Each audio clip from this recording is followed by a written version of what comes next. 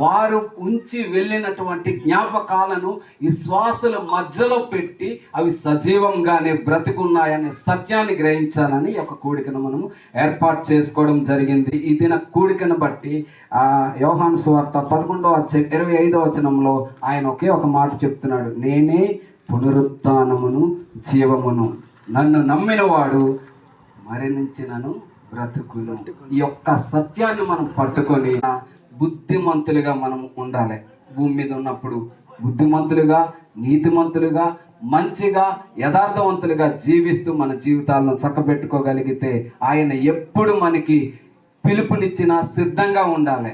ఎక్కడికి వెళ్ళడానికి?